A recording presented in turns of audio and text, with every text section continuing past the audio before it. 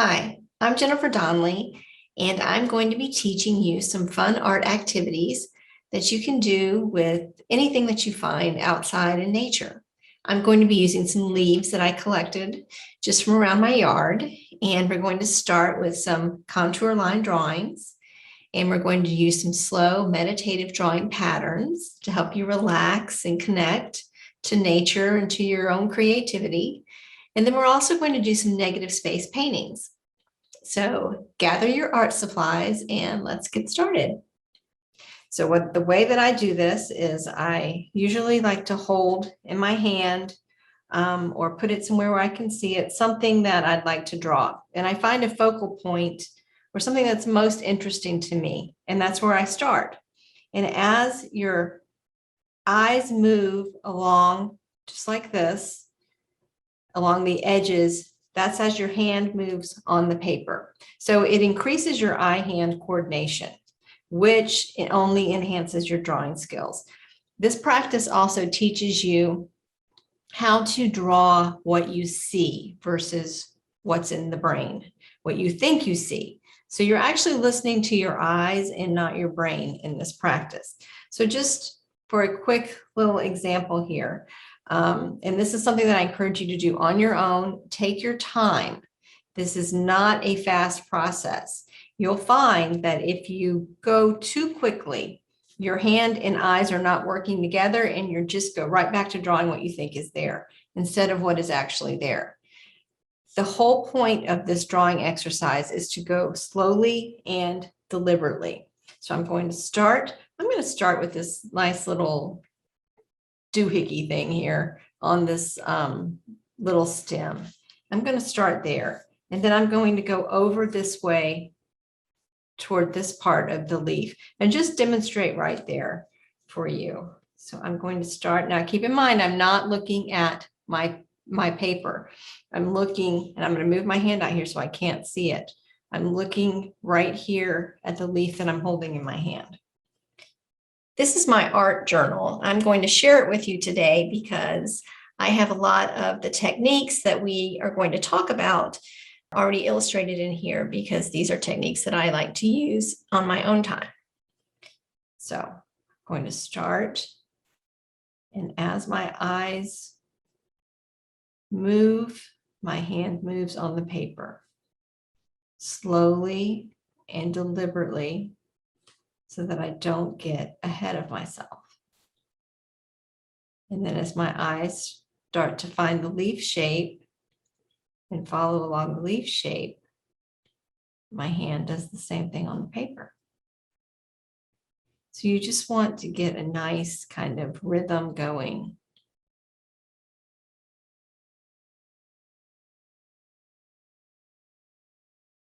Now this is one continuous line. So if you should decide that you want to draw something like some detail on the inside of the leaf, just go straight to it. Don't pick up your pen, because if you do that, that's how you lose your place. It breaks your concentration.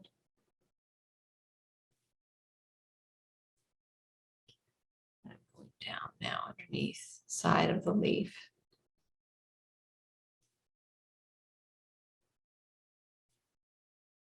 It's okay to run off the page if you do.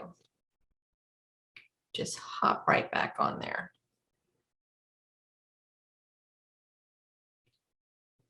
Then you can always go back to the interior of the leaf and just kind of draw what you see there. You can do this for as long as you like, with as much detail as you like.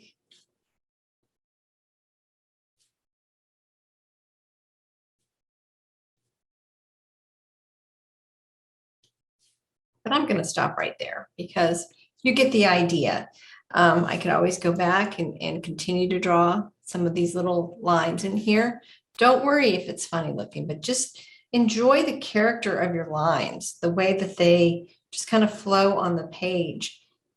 They have a certain organicness to them that you don't always see when you're trying to draw a straight line or the perfect line.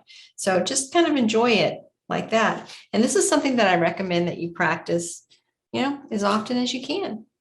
Anything, 5-10 minutes, daily drawing, your drawing skills will thank you. So now I'm going to switch my page over and introduce our slow drawing pattern for the day. So this is the pattern. This is an example of it right here. I call this pattern tangled because you see all of the lines just kind of intersecting and flowing over top of each other. And then other places where I filled in with the curved lines in between the shapes that are created by the curved lines. Now you can do this in any medium that you like. I am going to do just with the pen, and then I will go back and proceed to fill in. Now, because this is a tutorial, I'm not going to do it the full amount of the time. I'm going to just demonstrate the process to you and the pattern to you, and then you can find your own music and you can draw as long as you'd like. So what I do is, before I start slow drawing, I get into a comfortable position. I relax my arms, my shoulders, my neck. That's where I tend to carry all of my tension. And then I take several deep breaths and just relax. So I'm going to start, and this is not a blind contour, by the way. You can start wherever you like, but nice and slow to whatever music that you choose to listen to. And just nice and slowly let your lines flow across the page. Now you'll notice I'm doing this on a page that I've already prepped. I've done some textures on this page and just kind of printed some textures, a little bit of paint. It's always nice to have something on there that you don't have to start from scratch.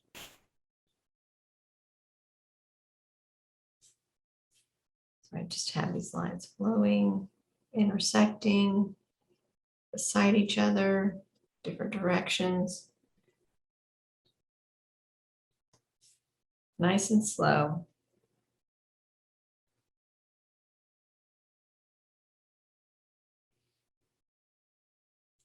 If you feel yourself speeding up in the process, just take some deep breaths. Stop, take some deep breaths, and slow down.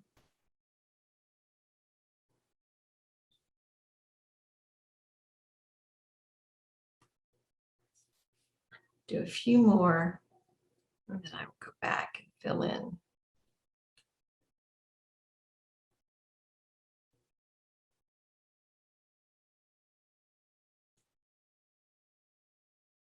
You can also go from different directions. Just do whatever feels right.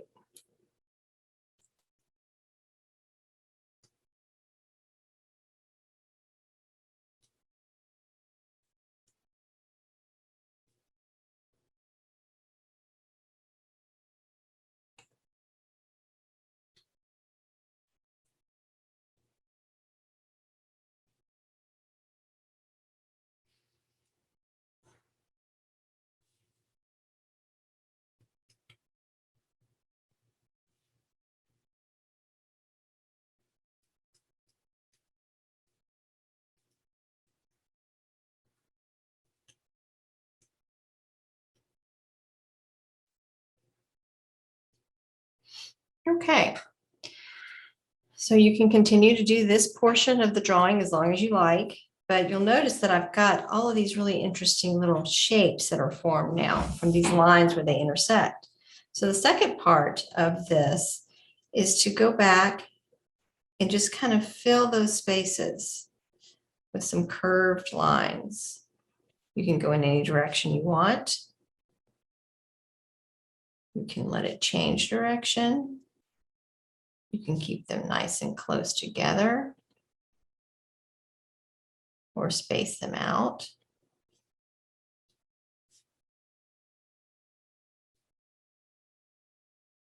You can fill it however you want.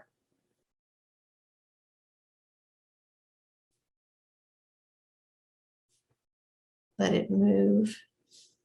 It takes on kind of a flowy kind of a movement to it. You can go in different directions. You can fill it in like this. Remember to go slow. I'm going a little faster than I normally would, just to show you the pattern and for the sake of instruction.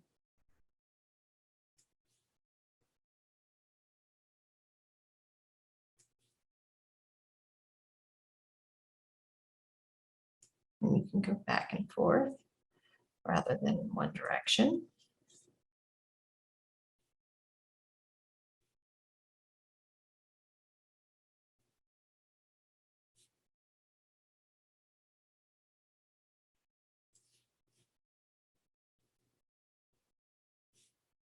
You can also choose a different medium. Here I've got a blue gel pen, so I can go in some areas and fill in there. Now this won't show up on the paper until it dries. That's the kind of gel pen that this is. It's the Soufflé brand, which is what I typically use in class.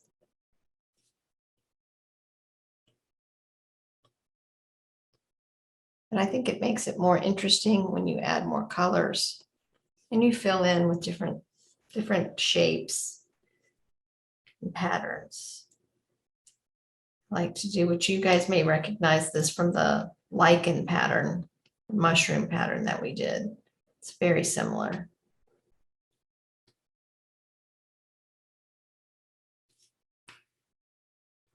Just be careful with the gel pens because they do take a while to dry and they can smear quite a bit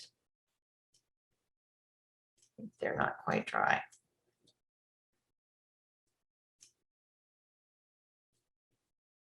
And this one I did in the opposite direction. So it's always a nice surprise to see how it starts to dry when you put this in. So I'll do one more right here, and then I'll go back and show you the tangled pattern on some other pages, and then we will move on.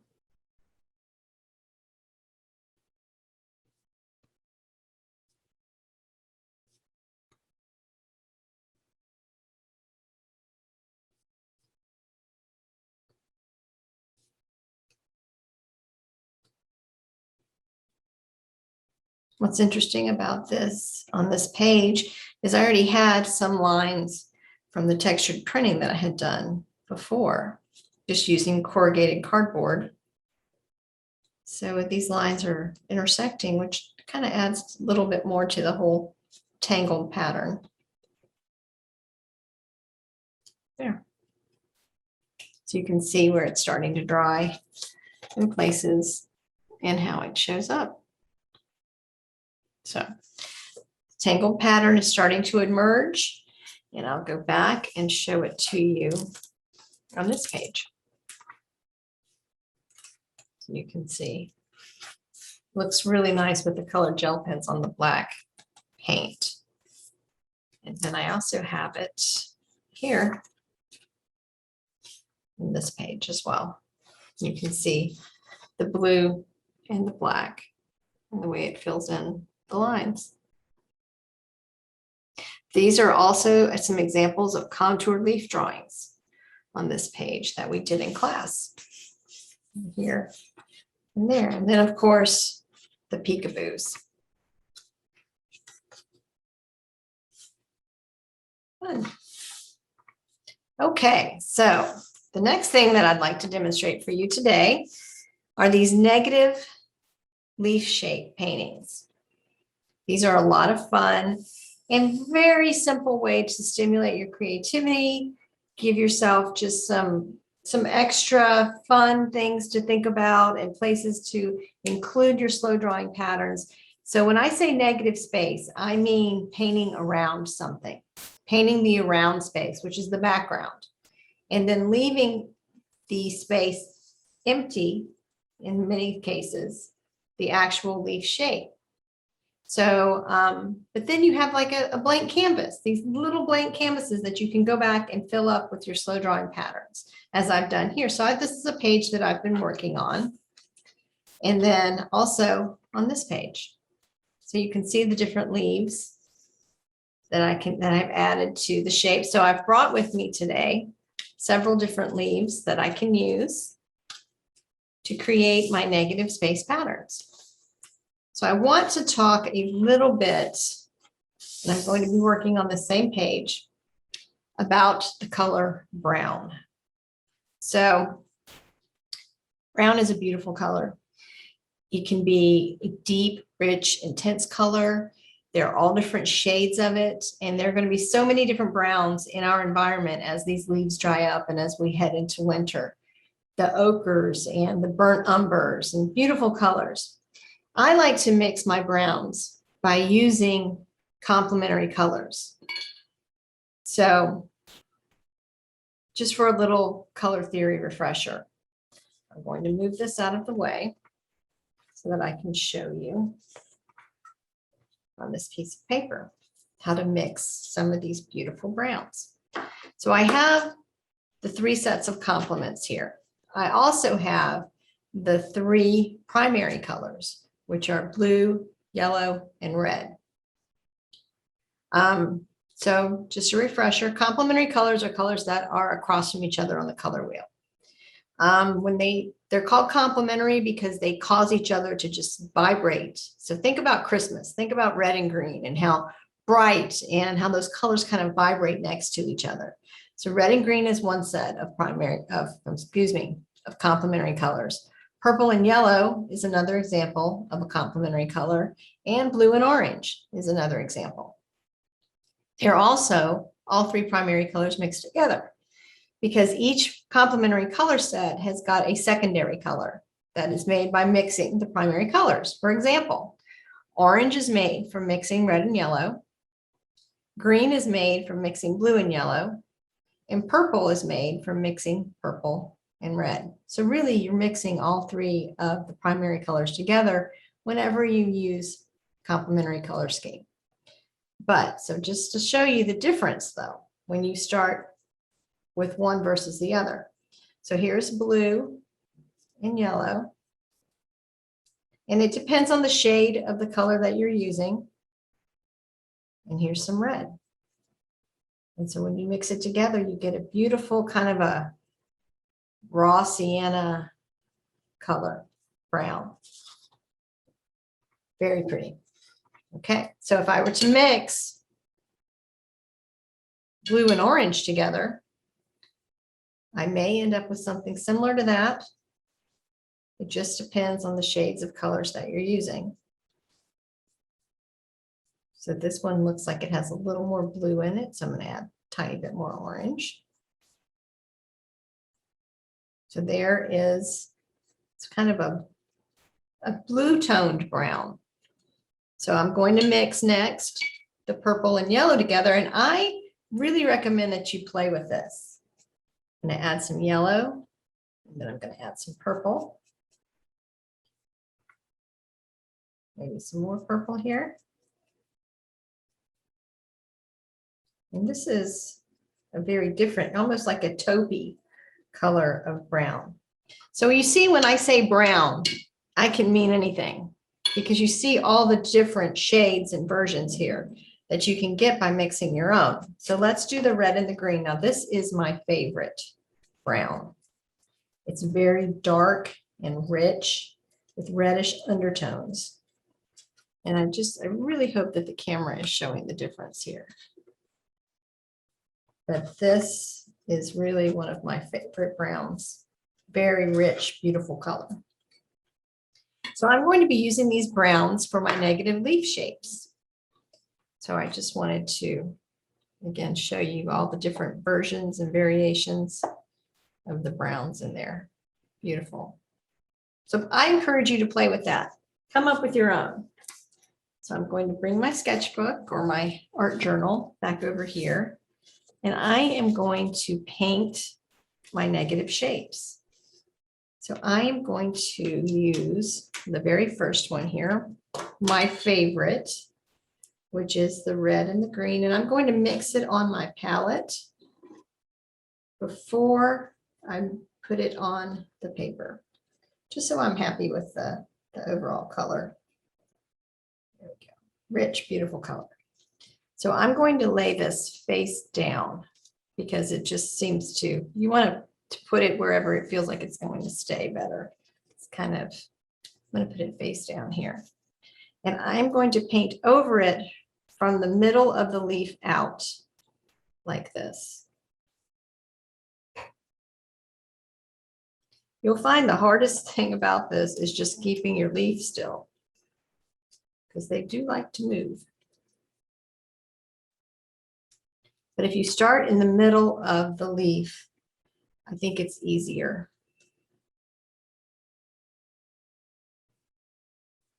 And then just brush it on off the page.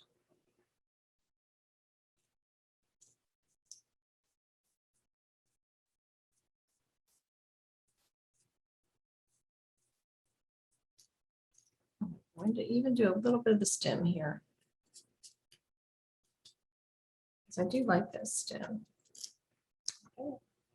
And lift it up. Now, you can then water down your brush a little bit and just kind of go back and smooth the paint, let it just kind of fade out across the page so that you don't have like an actual outline feel to it. Something else that's fun to do is maybe do a little bit of splatter with just water. And then you can lift up with a paper towel once it dries a little. That's kind of fun too.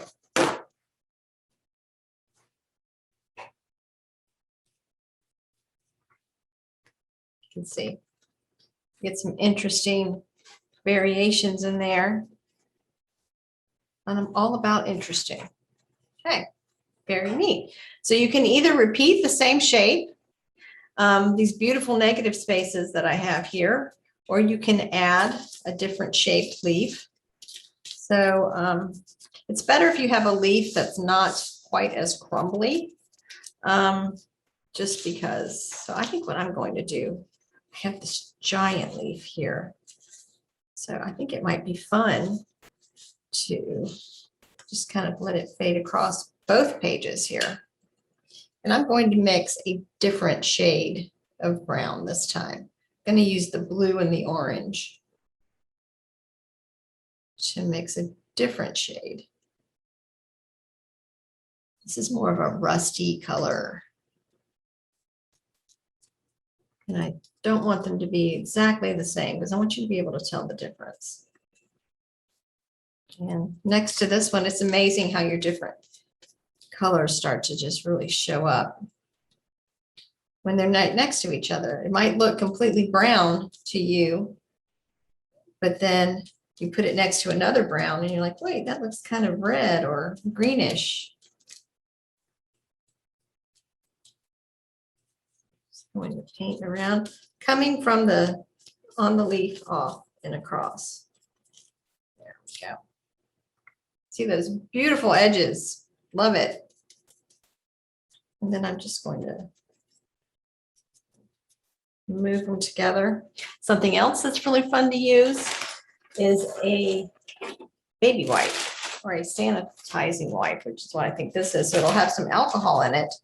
And then you can just kind of use it to blend your paints together right here.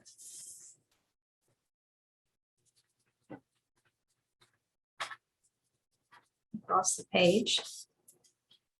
And it just really softens and blends and lets everything kind of just run together. You get variations in shading that way. And you have a really fun canvas to go back and do some slow drawing patterns or add some other colors or do some splatters. Anything, just add some more of your beautiful browns that you've mixed. And just kind of let them run together. What I like about doing this kind of thing and just using the one page for everything is that I have so much interesting things happening on here now because I have my printed texture, I have my slow drawing patterns, I have my negative leaf shapes, and I'm going to add some more splatters. This is just splatters of water so that I can lift it up off of there. So let it sit for a second and lift it up.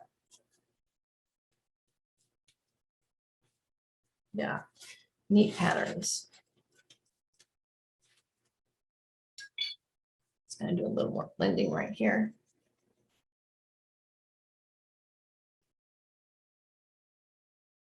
There we go. Beautiful page canvas to get started. See what kind of creative things can happen there. So thanks for following along with me, and have fun. Happy creating.